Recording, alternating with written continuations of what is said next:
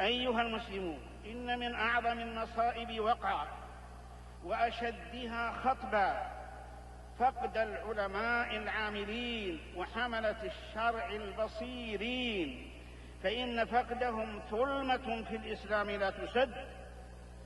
وقد قال بعض المفسرين على قوله عز وجل: أولم يروا أنا نأتي الأرض ننقصها من أطرافها، قال: نقصها من أطرافها هو بموت العلماء والصلحاء.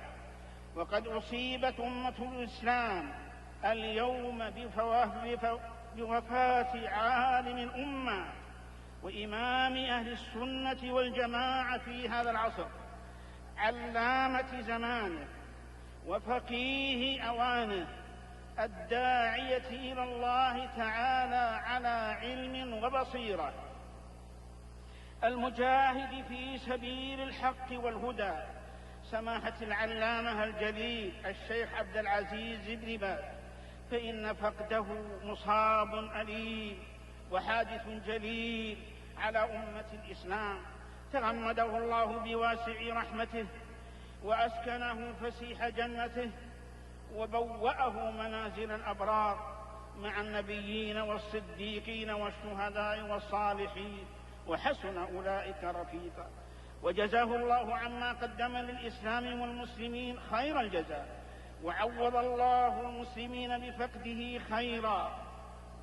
وإن مما يهون وقع المصاب ومرارة الحزن أن الله تعالى مكن لهذا الدين وقيض له علماء مخلصين وفقهاء بصيرين، ولا سيما علماء هذه البلاد المباركة، يحملون رسالة الإسلام ويدعون إلى دين الله على علم وبصيرة، فبارك الله تعالى في حياتهم وسدد على طريق الحق خطاهم، ومن على الجميع بالصبر والاحتساب في الفقير.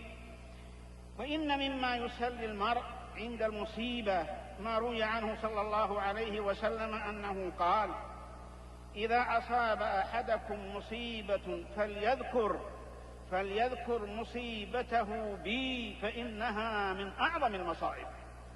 عباد الله، ارجعوا إلى ربكم وتزودوا من العمل الصالح ما دمتم في زمن الإمهال، قبل أن تقول نفس يا حسرة على ما فرطت في جنب الله. فانتبهوا عباد الله من رقدتكم وأفيكم من غفلتكم.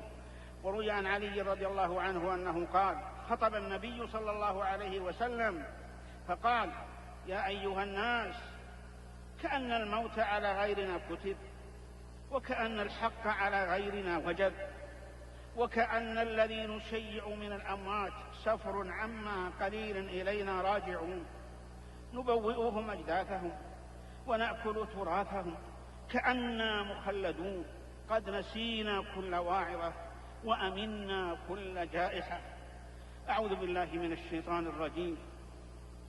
ولنبلونكم بشيء من الخوف والجوع ونقص من الأموال والأنفس والثمرات وبشر الصابرين الذين إذا أصابتهم مصيبة قالوا إنا لله وإنا إليه راجعون، أولئك عليهم صلوات من ربهم ورحمة وأولئك هم المهتدون.